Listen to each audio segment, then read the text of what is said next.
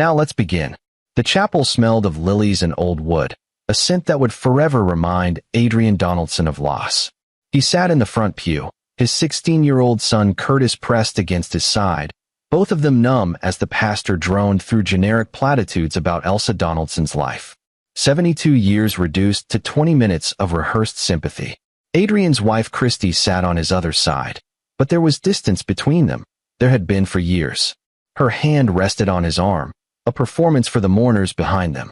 Her family filled the next two rows. Her father Anthony Mooney with his silver hair and politician smile, her mother Mandy with her pursed lips and calculating eyes, her brother Jared, whose expensive suit couldn't hide the cruelty in his expression. The Mooneys had been generous with the funeral arrangements. Too generous. They'd insisted on handling everything. The service, the flowers, the reception. Adrian had been too grief-stricken to argue, though some instinct had whispered that he should have. His mother had died suddenly. A fall down the stairs at her home, the coroner said. Tragic accident. She'd been found by her neighbor 3 days ago, and now here they were, saying goodbye. Curtis shifted beside him, wiping his eyes. The boy had been close to his grandmother, closer than to Christy, if Adrian was honest. Elsa had been the one constant source of unconditional love in Curtis's life, especially after Adrian's father died 8 years ago. The service ended. People filed past, offering condolences that blurred together. Adrian shook hands, accepted embraces, moved through it all mechanically. Then Anthony Mooney gripped his shoulder, steering him toward a quiet corner. Adrian, son, we need to discuss something. Anthony's voice carried that authoritative tone that had always made Adrian feel like a child being scolded. Your mother's house. We should get it cleared out soon. Get it on the market while spring buying season is still strong. Adrian blinked. Dad, she's been gone 3 days. I know. Anthony's expression was sympathetic, but his eyes were hard. But sitting empty, it's just going to deteriorate. And frankly, keeping her things around will only make the grief harder. Trust me on this. Quick transitions are healthier. We need to take our time. Adrian. Mandy appeared at his other elbow, flanking him. Your mother would want you to move forward, not wallow. And that house. All those old things. It's not good for Curtis to be surrounded by reminders. Curtis did have fond memories of visiting Grandma Elsa's house every Sunday for dinner. Adrian had planned to go through her belongings slowly, letting Curtis keep some mementos. We're planning to help, Jared added, joining the circle. This weekend. We'll all pitch in, get it done in a day or two. Make it easier on you. There was something in their urgency that made Adrian's skin prickle. The same instinct that had warned him during the funeral arrangements. But he was tired, grieving, and the Mooneys had a way of making him doubt himself. I'll think about it, he said. Anthony's grip tightened on his shoulder. Not quite painful, but close. Don't think too long. These things are better handled quickly. Closure, you know. That night, Adrian stood in his home office, staring at the architectural blueprints on his desk without seeing them. Before marrying Christy 14 years ago, he'd been a rising star in military intelligence, analytical, strategic, good at reading people and situations. Then he'd met Christy at a charity gala the Mooneys had hosted, and within 6 months they were married. Looking back, that whirlwind romance had always felt off, like he'd been swept along by a current he couldn't resist. The Mooneys had embraced him immediately, Anthony offering him a position in their family's commercial real estate firm. Adrian had declined, wanting to maintain his independence, but they'd been insistent helpers in launching his own architectural practice. Helpful enough that he owed them. Always owed them. Curtis appeared in the doorway. Dad? You okay? Adrian turned, managing a smile for his son. Curtis had his height and dark hair, but Christy's green eyes. A good kid, smart, observant, kind. Everything Adrian could hope for. Just thinking about Grandma. Curtis came in, closed the door. Mom's family is being weird. How so? The way they keep talking about clearing out Grandma's house. Like they're scared of something being in there. Curtis met his eyes. Dad, I heard Uncle Jared on the phone earlier. He said they needed to secure the property before you got in there alone. Adrian's instincts sharpened. You're sure that's what he said? Positive. And Grandpa Anthony told him to make sure nothing was left behind. What does that mean? Before Adrian could answer, Christy appeared behind Curtis. There you two are? Adrian, we need to talk about this weekend. My parents want to start on Mom Elsa's house Saturday morning. I haven't agreed to that timeline. Christy's expression hardened. They're trying to help. Why are you being difficult? My mother died 3 days ago, Christy. I'm not being difficult, I'm grieving. And wallowing in grief won't bring her back. She crossed her arms. The house needs to be dealt with. My father has buyers interested already. We could have it sold within a month. Buyers? She's barely in the ground, and you have buyers lined up? It's called being practical. Christy's voice rose. God knows someone in this family needs to be. Your architecture firm barely breaks even. We're drowning in Curtis's school tuition. This house could set us up for years.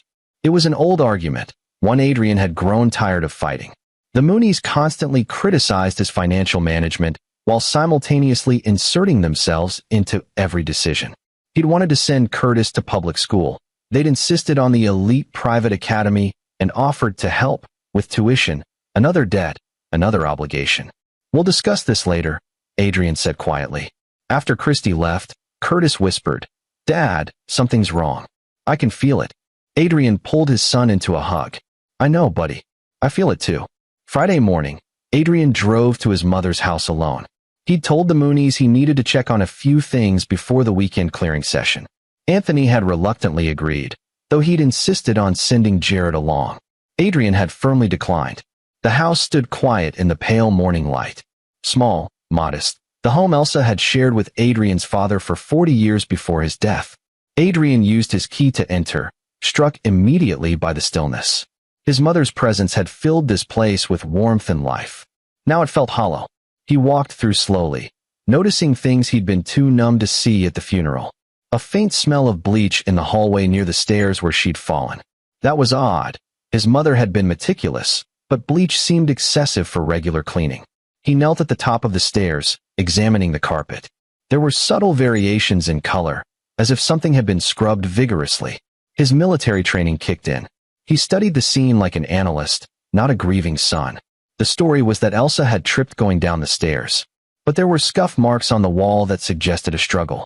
And the bleach smell. Someone had cleaned a crime scene. Adrian's phone buzzed. Anthony, Jared says you're at the house. Don't overdo it. You're not thinking clearly. How did Jared know he was here? Adrian walked to the window, scanning the street. A black Mercedes sat 3 houses down, Jared's car. They were watching him. He texted back, just saying goodbye to the house. Leaving soon. But he didn't leave. Instead, he went to his mother's bedroom and closed the door. If they were this desperate to get in here, there was something they didn't want him to find. And if his mother had been murdered, his gut told him she had been. Then she might have left him answers. The bedroom was neat as always. Bed made with hospital corners, her reading glasses on the nightstand next to her Bible. Adrian stood in the center of the room, thinking like his mother would have thought. She'd been clever, cautious. If she'd hidden something important, where would she put it? He searched methodically, dresser drawers, closet shelves, behind picture frames. Nothing. He was about to give up when his phone rang. Curtis. Dad, where are you? At Grandma's house. What? Mom's freaking out. She called Grandpa, and now they're all saying you're unstable, and that you shouldn't be there alone. They're on their way over. Adrian checked his watch. He had maybe 15 minutes. Curtis, I need you to trust me. Can you tell them I just called you and said I was leaving? Buy me some time. Dad, what's going on? I don't know yet, but I'm going to find out. After hanging up, Adrian worked faster. He checked under the bed, behind the headboard, inside the light fixtures. He was running out of time when he remembered something his father once said. Your mother keeps everything important in her Bible. Even wrote our anniversary in there like it was a holy date. Adrian grabbed the Bible from the nightstand. A worn leather King James version, pages soft from years of reading. He flipped through it carefully, and there, tucked inside the back cover, was a manila envelope, sealed with tape. His name was written on it in his mother's careful handwriting. Adrian Donaldson, private. His hands shook as he opened it. Inside was a single sheet of paper with a message. Son, if I die suddenly, check the floorboard under my bed. They've been watching me. They know I know. I'm sorry I never told you. Protect Curtis. Trust no one in the Mooney family. I love you, Mom. Adrian's blood ran cold. They know I know. His mother had suspected she was in danger. He dropped to his knees and looked under the bed. The hardwood floor appeared solid, but when he pressed on the boards, one gave slightly. He pulled it up carefully, revealing a shallow space beneath. Inside was a metal lockbox. Just as he pulled it free, he heard the front door slam open downstairs. "Adrian, where are you?" Anthony's voice boomed through the house. Heavy footsteps on the stairs. Multiple people. Adrian grabbed the lockbox and stuffed it under his jacket, replacing the floorboard as quickly as possible. He dropped the Bible back on the nightstand, trying to look casual as the bedroom door burst open.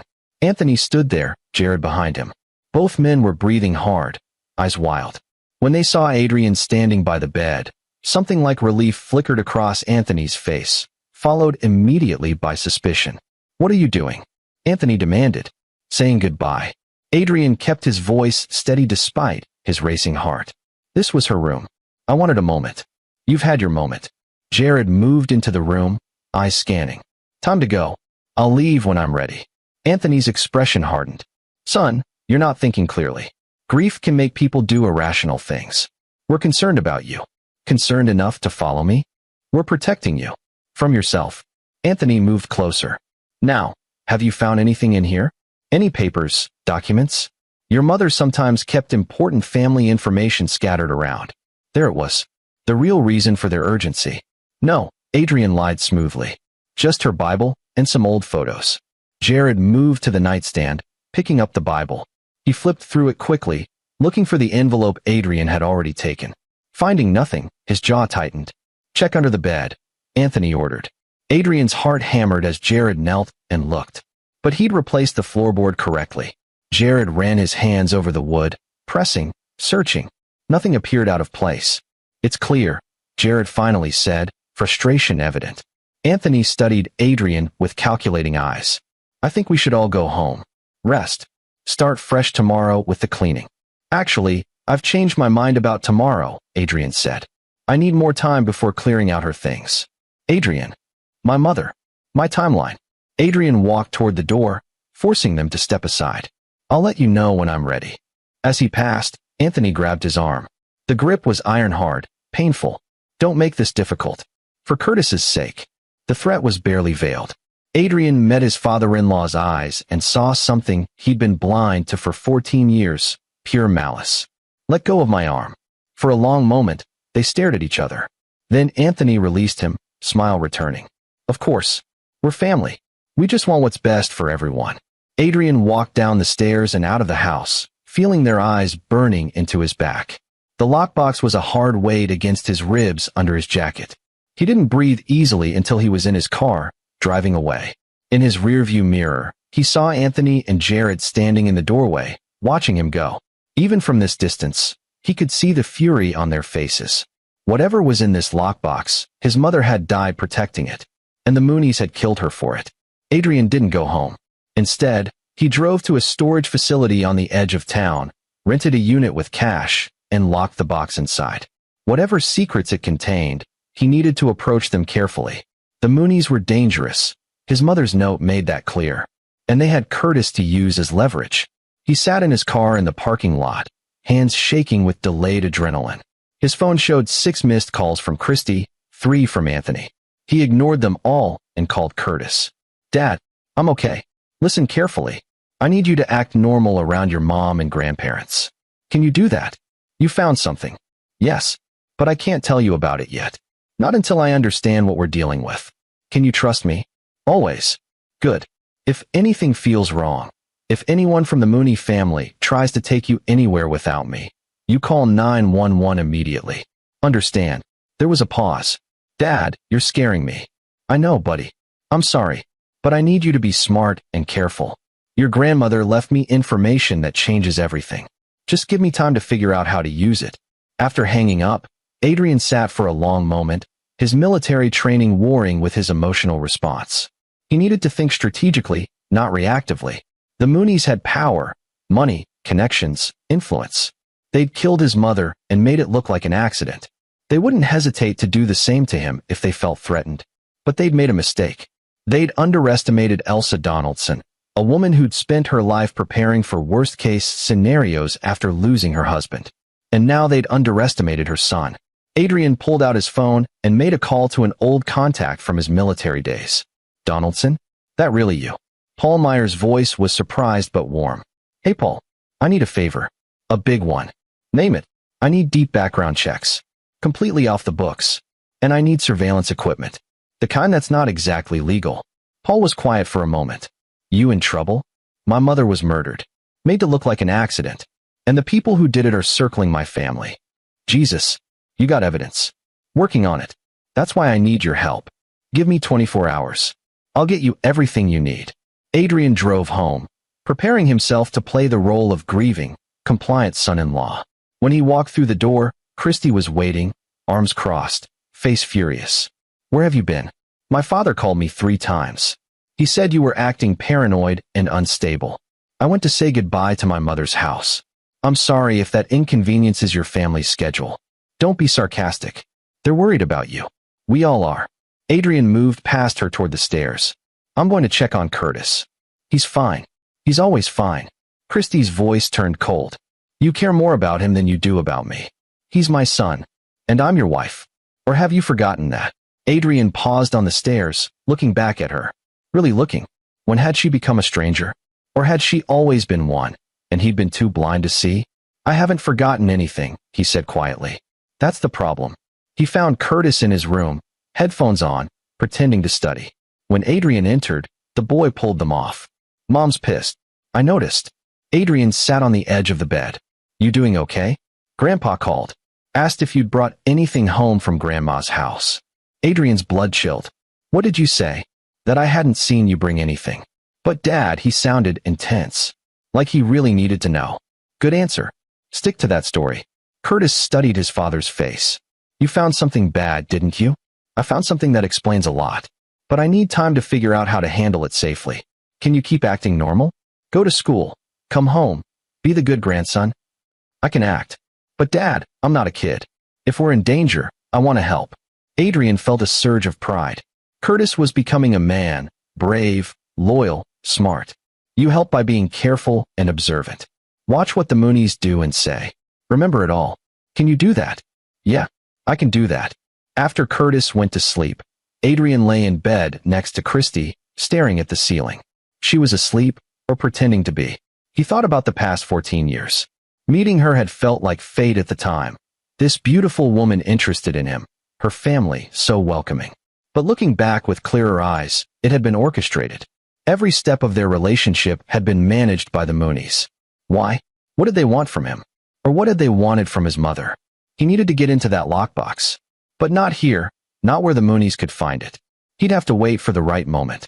Tomorrow, he'd start building his case. Not just evidence of his mother's murder, but understanding the full scope of whatever the Moonies were hiding. And then he'd make them pay for what they'd done. Saturday morning arrived with unseasonable cold.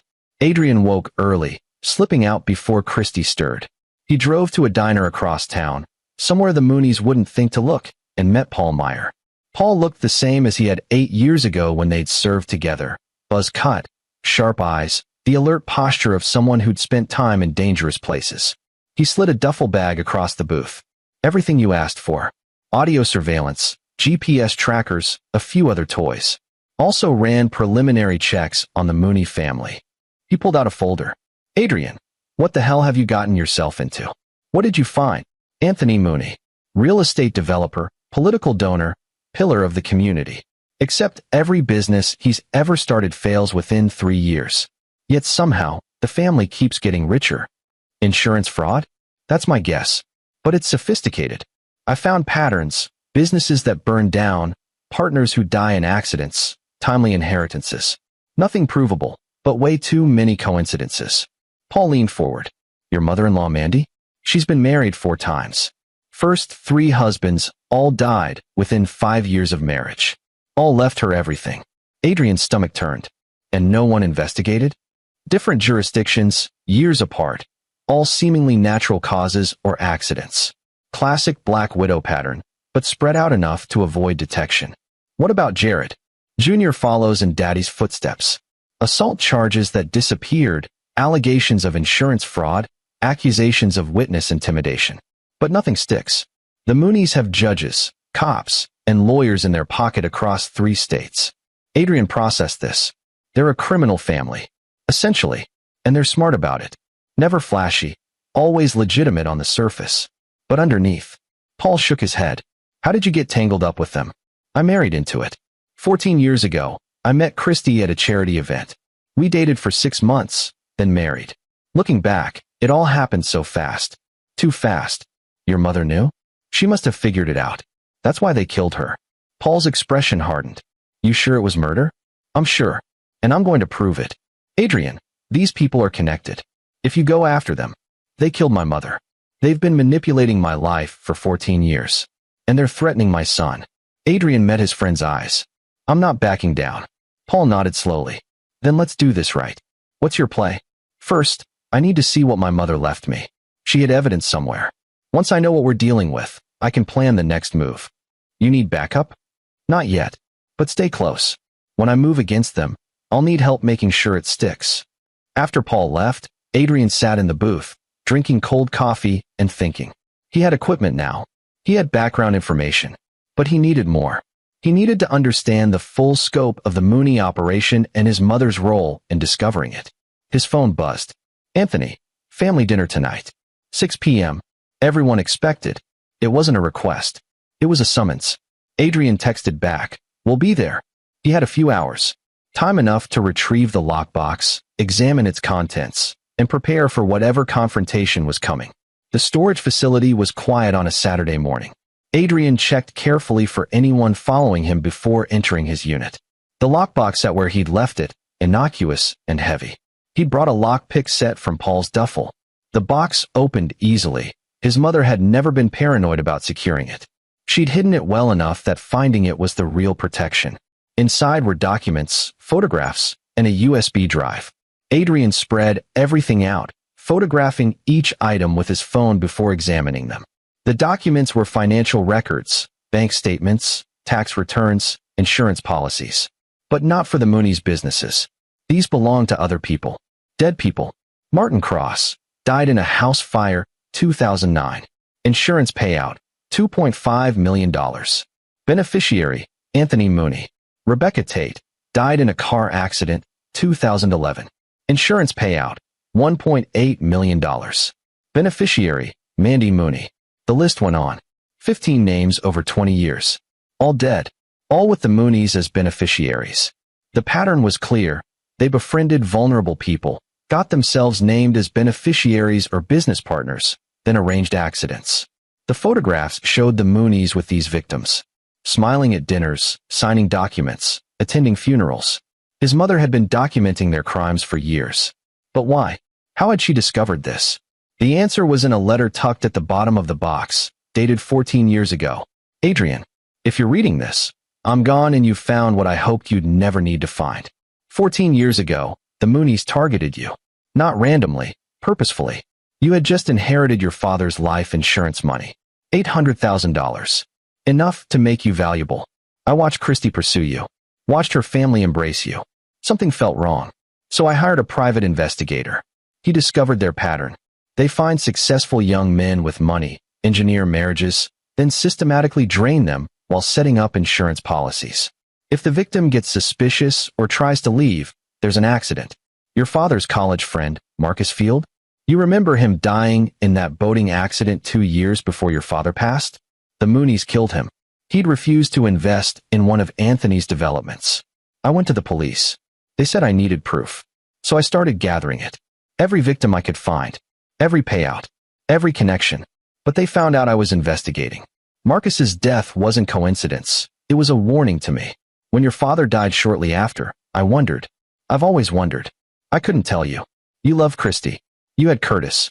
I couldn't destroy your family without absolute proof. So I kept collecting evidence, kept watching, praying you'd stay safe. If something's happened to me, it means they've decided I'm too dangerous to live. Don't trust them. Don't trust Christy. She knows what her family is. She's part of it. Protect Curtis. Protect yourself. Take this evidence to the FBI, not local police. The Mooneys own too many people locally. I'm sorry I couldn't save you from them sooner. I'm sorry for everything. I love you, Mom. Adrian read the letter 3 times, each word a knife to the heart. His father might have been murdered. His marriage was a con. His whole adult life had been a lie. And Curtis. God, Curtis.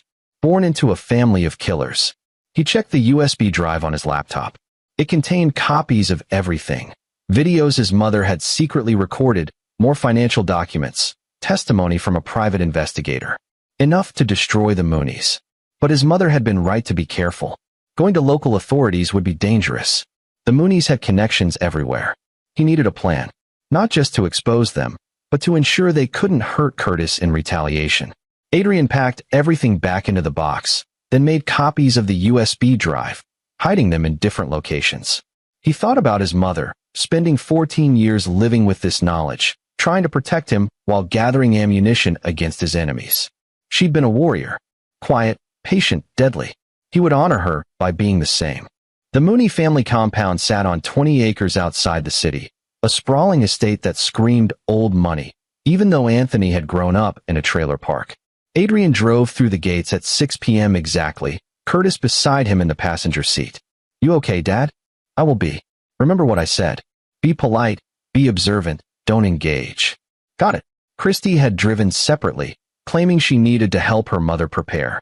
More likely, she wanted to brief them on Adrian's behavior.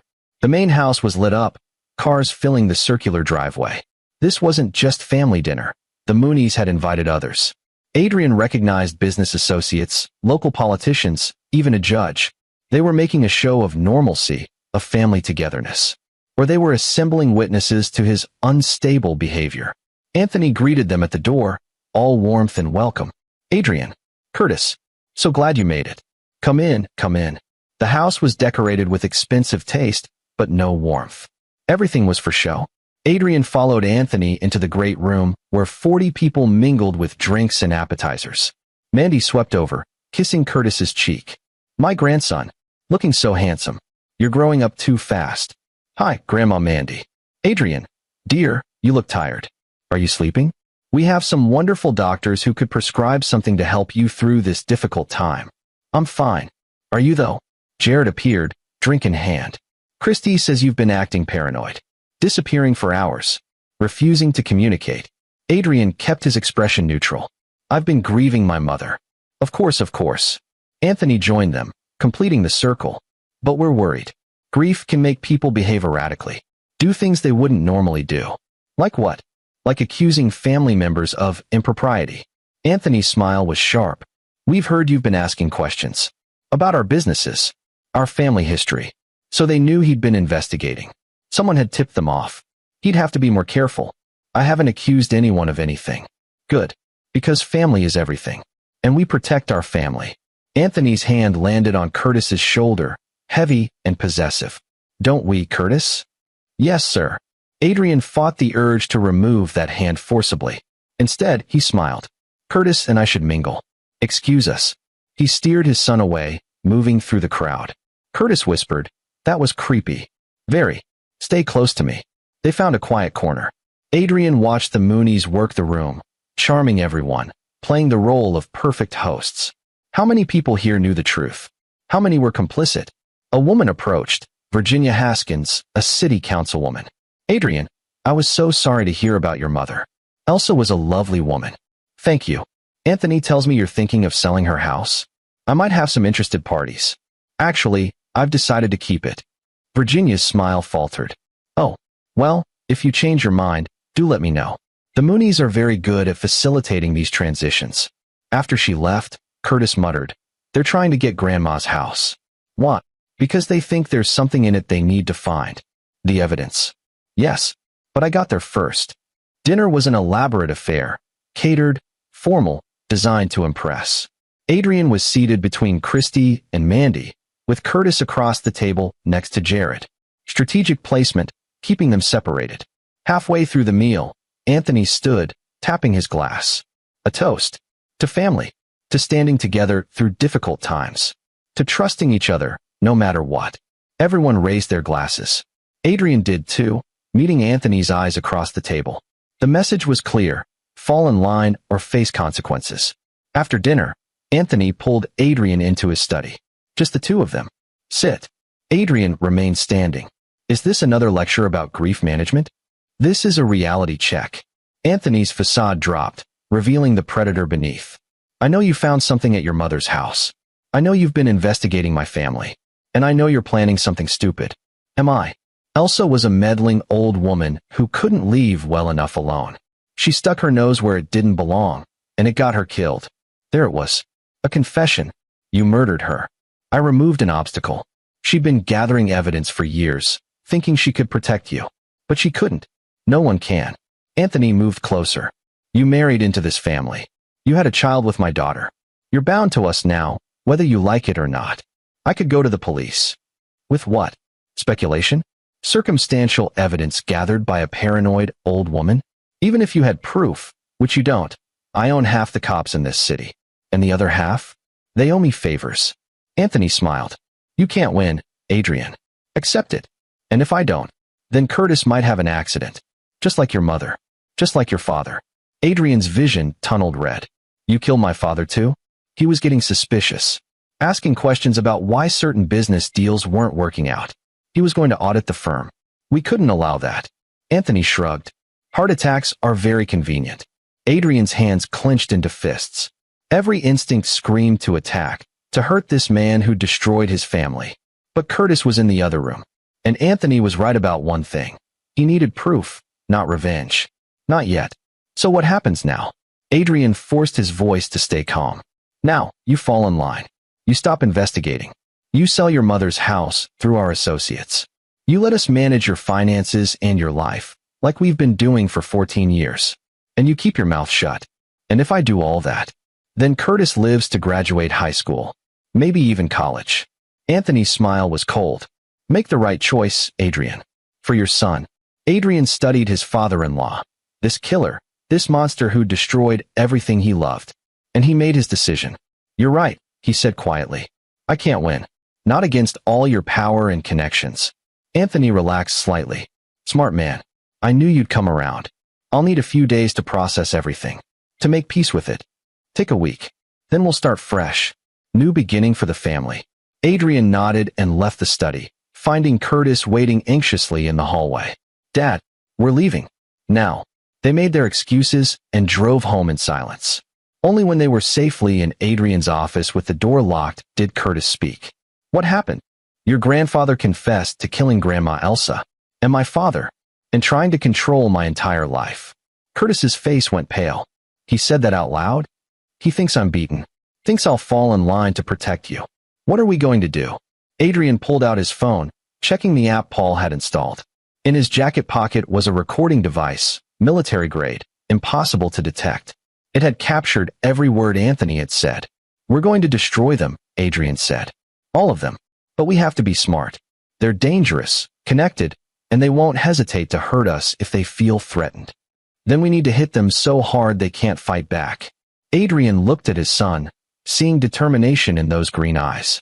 This isn't going to be easy. It's going to be dangerous. Are you sure you want to be part of it?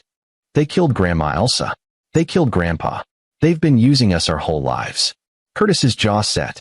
I want them to pay. Then here's what we're going to do. Adrian laid out his plan, piece by piece. It would take time, precision, and courage. But when it was done, the Moonies would lose everything. And justice, finally, would be served. The next week, Adrian played his role perfectly. He was compliant, defeated, broken. He met with the Moonies' real estate agent about listing his mother's house. He apologized to Christy for his erratic behavior. He attended a therapy session Anthony arranged with a psychiatrist on the Mooney payroll. All the while, he was building his case. Paul Meyer helped him set up surveillance on the Mooney compound. They planted bugs in Anthony's study, Jared's car, Mandy's phone. Adrian listened to hours of recordings, learning the family's secrets, their operations, their vulnerabilities. He discovered they were planning a new con. A wealthy widow named Denise McLean had lost her husband 6 months ago and inherited $5 million. Jared was already courting her, playing the charming suitor. Within a year, she'd be married, insured, and dead. Unless Adrian stopped it. He also learned about Christie's role. His wife wasn't an innocent bystander. She was an active participant. She'd targeted him specifically, following her father's instructions. Every moment of their relationship had been calculated. Even Curtis's conception had been planned, a way to bind Adrian more tightly to the family. The betrayal cut deep, but Adrian used the pain as fuel. He worked methodically, documenting everything, building a case that couldn't be dismissed or buried. Curtis helped, proving himself both brave and clever. He wore a wire to family dinners, recorded conversations with Jared and Mandy, played the innocent grandson while gathering evidence. Together, father and son became a covert operation. 2 weeks after the confrontation in Anthony's study, Adrian had what he needed. Financial records proving fraud, recordings admitting to murder, documentation of the patterns spanning 2 decades. Enough to put the entire Mooney family in prison for life. But going to local authorities was still too risky. Anthony had too many connections. A judge could dismiss evidence. A prosecutor could lose files. Witnesses could disappear. Adrian needed to go bigger. He contacted a reporter at a major national news network, Leon Field, an investigative journalist known for taking down corrupt politicians and corporate criminals. Leon was based in New York, far from the Mooney's sphere of influence. They met in a hotel in Philadelphia, neutral ground. "This is incredible," Leon said, reviewing the evidence. The scope of it. The audacity. Why hasn't anyone caught them before? They're careful. They spread their operations across different states and jurisdictions. They cultivate relationships with law enforcement and judges. And they eliminate anyone who gets too close. Adrian showed him the recording of Anthony's confession. "My mother tried to stop them. They killed her for it." "I'm sorry." Leon looked up from his laptop. "But you understand what will happen when this goes public? The Mooneys will come after you. They'll use every legal resource to destroy your credibility, intimidate witnesses, and drag this out in court." "I know. That's why I need you to do this right. Airtight sourcing, multiple independent verifications, everything by the book. Make it so clean they can't attack it. Give me 3 weeks. I'll need to verify everything, interview additional sources, maybe find other victims who'll go on record. You have 2 weeks. After that, I can't guarantee the Mooneys won't realize what I'm doing." Leon nodded. "I'll make it work. But Adrian, you need to be careful. These people have killed before. They won't hesitate to kill again. I'm counting on them trying." Adrian returned home to find Christy waiting in the bedroom, packed suitcase on the bed. "What's this?" he asked. "I'm leaving. Going to stay with my parents for a while." "Why?" She turned to face him, and for the first time in years, he saw genuine emotion in her eyes. "Fear. My father knows you're planning something. He doesn't know what, but he knows. And he's getting paranoid." She lowered her voice. "Adrian, please. Just do what he says. Sell the house, stop asking questions, move on." "Or what?" "Or he'll kill you. And he'll make me watch." Adrian studied his wife. Was she warning him out of genuine concern? Or was this another manipulation? "Why do you stay with them?" he asked. "You're smart, beautiful, capable. You could have had any life you wanted. This is the only life I know." Christy looked away. "I was raised to do what they do. To be who they need me to be. There's no escape. There's always escape. Not from family like mine." She picked up her suitcase. "I'm sorry, Adrian. For everything. I did care about you in my way. And Curtis, he deserves better than us." After she left, Adrian stood in the empty bedroom, processing. Christy's warning changed things. If Anthony was getting paranoid, he might act sooner than expected. Adrian needed to accelerate his timeline. He called Leon Field. "How fast can you publish?" "If I rush it, 1 week. But it won't be as thorough. 1 week. I'll get you additional evidence. Names of other victims, financial proof, everything. But we need to move now." After hanging up, Adrian sat down with Curtis and explained the situation. "We're running out of time. Your grandfather suspects something. He might try to hurt us before we can expose him. Then we need protection. I've already arranged it." Adrian showed Curtis a prepaid phone. "Paul Meyer is on standby. If anything happens to me, you call this number. He'll get you somewhere safe and make sure the evidence gets published. Dad, I'm not leaving you. You might not have a choice." That night, Adrian couldn't sleep. He got up at 2 a.m. and drove to his mother's house. It was dark, empty, for sale sign in the yard. But he had one more thing to collect. In the attic, hidden behind insulation, was something his mother had mentioned in her letter. A backup. Insurance in case something happened to the main evidence. He found it. A second lockbox, smaller than the first. Inside was a confession, written in Mandy Mooney's handwriting, dated 8 years ago. It detailed every murder, every victim, every plan. A complete admission of guilt, signed and witnessed. Why had Mandy written this? Adrian found the explanation in a note attached. "Elsa Donaldson, this is my life insurance. If my husband or son tries to eliminate me, this goes public. I've done terrible things, but I want to live. This ensures I get to. If you're reading this, it means I'm already dead and my insurance failed. Use it however you want. Burn it all down. Adrian laughed bitterly. Even among killers, there was no trust. He photographed every page and sent them to Leon Field with a message, publish in 3 days. Run the story at 6 p.m. Thursday. I'll handle the rest. Then he went home and prepared for war. Thursday morning, Adrian woke Curtis early. It's happening today. You need to be ready. I'm ready. Paul will pick you up from school at 2 p.m. He'll take you somewhere safe. Stay there until I come get you. Dad, no arguments. I need to know you're protected. Promise me. Curtis hesitated, then nodded. Promise. But you better come back. I will. After Curtis left for school, Adrian made a series of calls to the FBI field office in Philadelphia, requesting they watch the evening news. To his lawyer, ensuring his will and custody arrangements were updated. To Paul Meyer, confirming extraction plans. Then he drove to Anthony Mooney's office downtown. The receptionist tried to stop him. Mr. Mooney is in a meeting. Adrian walked past her and opened the door. Anthony sat with Jared and 2 men Adrian didn't recognize. Probably lawyers or business associates. We need to talk, Adrian said. Alone. Anthony's expression darkened. Gentlemen, give us a moment. After the others left, Anthony stood. You have some nerve. I know everything. The murders, the fraud, the insurance schemes. I have evidence. Recordings, documents, photographs. And in 4 hours, it's all going public. Anthony's face went white. You're bluffing. Am I? Adrian pulled out his phone and played the recording of their conversation in the study.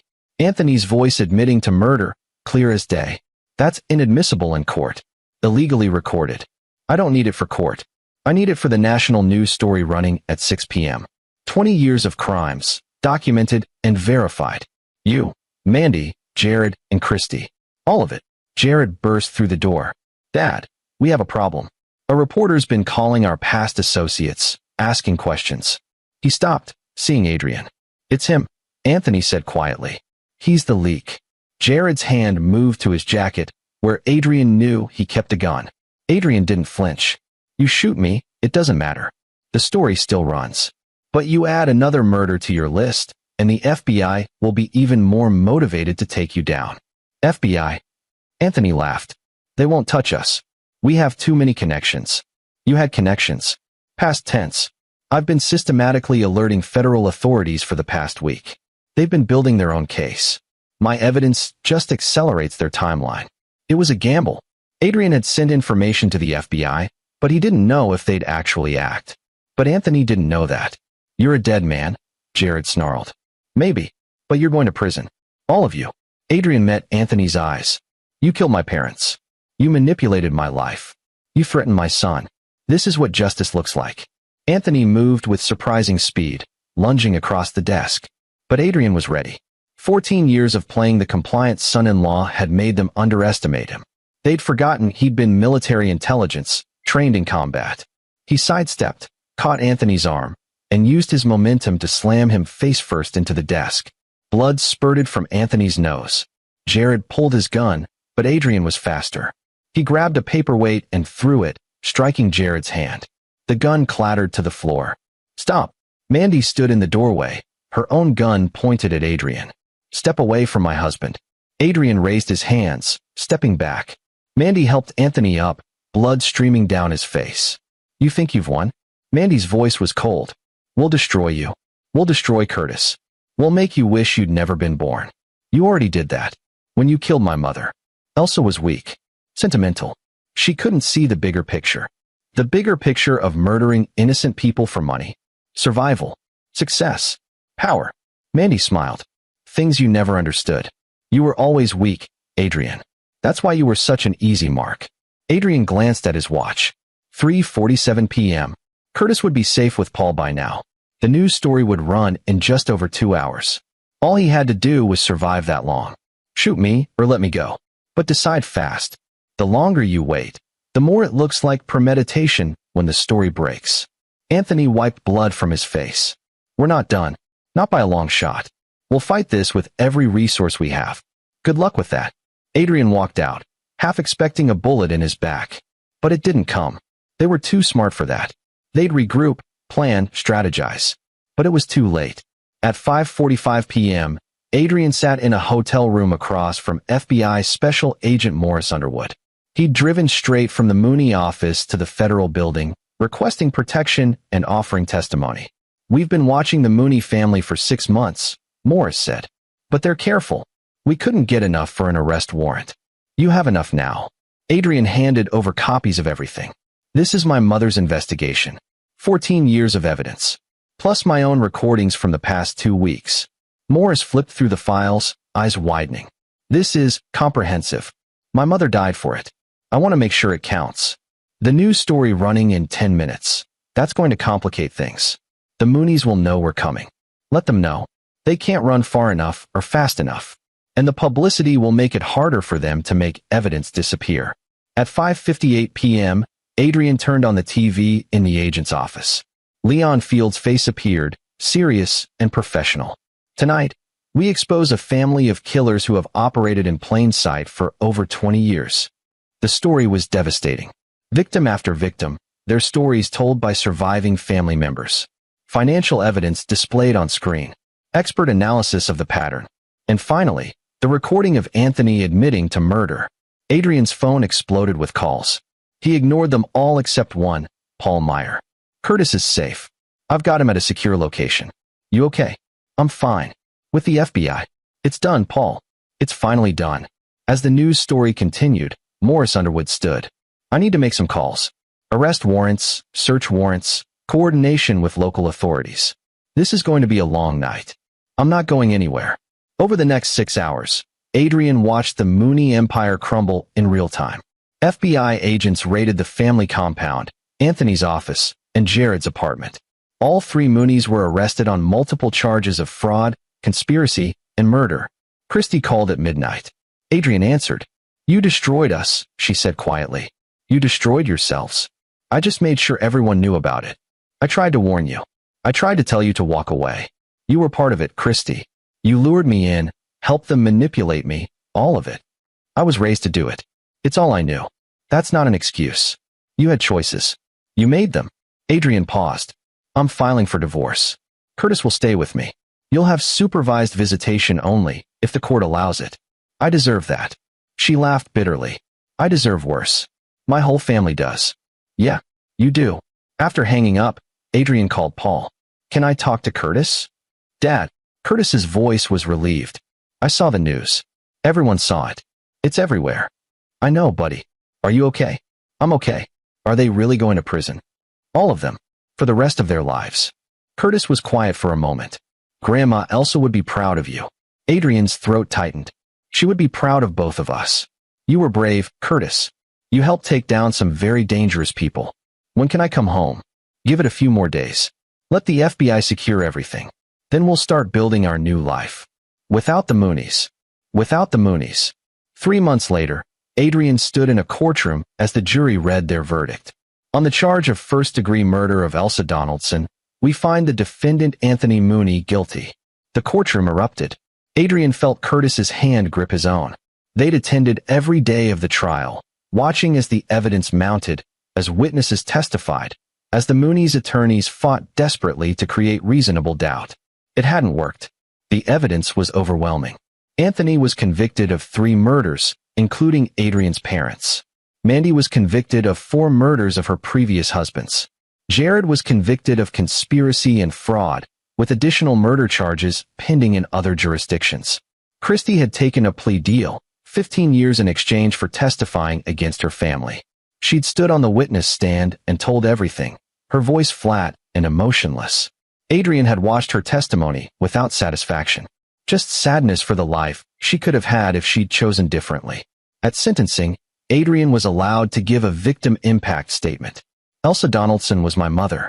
She was kind, patient, and brave. When she discovered that the Mooney family was targeting me, she didn't run. She didn't turn away. She spent 14 years gathering evidence to protect me and my son. They killed her for it. They threw her down the stairs and staged it as an accident. But she had the last word. Because her evidence, her courage, her determination, that's what brought you all down. My father, Marcus Donaldson, was a good man. You gave him a heart attack because he asked too many questions about your business practices. You've destroyed families. You've murdered innocent people. You've manipulated and controlled everyone around you. But you made one mistake. You underestimated a quiet old woman who loved her son enough to risk everything. And you underestimated me. Anthony glared at him from the defense table, hatred burning in his eyes. I hope prison gives you time to think about all the lives you've destroyed, Adrian continued. I hope you live long enough to fully comprehend what you've lost. And I hope every single day you remember that you were brought down by the people you considered weak. The judge sentenced Anthony to life without parole. Mandy received the same. Jared got 40 years. Outside the courthouse, reporters swarmed. Adrian gave a brief statement thanking the FBI, the prosecutors, and his mother for her courage. Then he and Curtis got in Paul Meyer's car and drove away. Where to? Paul asked. Home, Adrian said. Our real home. He'd bought his mother's house from the estate, renovating it completely. Curtis's room was painted his favorite color. Adrian had converted Elsa's bedroom into a study, hanging her photograph on the wall where she could watch over them. That night, they had dinner at the kitchen table, just the two of them. Adrian cooked his mother's recipe for pot roast. Curtis set the table. Dad, Curtis said as they ate. What happens now? Now we live. Really live. No more lies, no more manipulation. Just us, building the life we want. I start at the new school next week. Public school. Your choice, not theirs. Curtis smiled. I'm nervous. That's normal. But you're going to be great. You're brave, smart, and kind. Just like your grandmother. They cleaned up together, then sat on the porch watching the sunset. It was the same porch where Adrian had spent countless evenings with his mother, listening to her stories, feeling safe. Do you think she knows? Curtis asked. That we won. I think she knows. And I think she's proud. I miss her. Me too, buddy. Every day. Adrian put his arm around his son, holding him close. They'd survived something terrible. They'd faced evil and come out the other side scarred but whole. The Moonies had taken years from them. But they'd also revealed strength Adrian didn't know he had. And they'd shown Curtis that standing up to power, fighting for justice, and honoring those you love, those things mattered. Dad, Curtis said quietly. Thank you. For what? For not giving up. For fighting back. For making them pay. Adrian looked at his son. This brave young man who'd faced danger without flinching, who'd helped bring down killers, who'd lost so much but remained unbroken. We did it together, Adrian said. You and me and Grandma Elsa. Team Donaldson. Curtis leaned against his shoulder. Team Donaldson. As the sun dipped below the horizon, Adrian thought about his mother's final words to him. Protect Curtis. Protect yourself. Trust no one in the Mooney family. He'd done all of that. But more importantly, he'd honored her sacrifice. He'd taken her 14 years of dangerous investigation and turned it into justice. The Moonies would spend the rest of their lives in prison. The families of their victims had closure. And Adrian and Curtis had their freedom. It wasn't the ending Adrian had imagined for his life. But it was an honest one.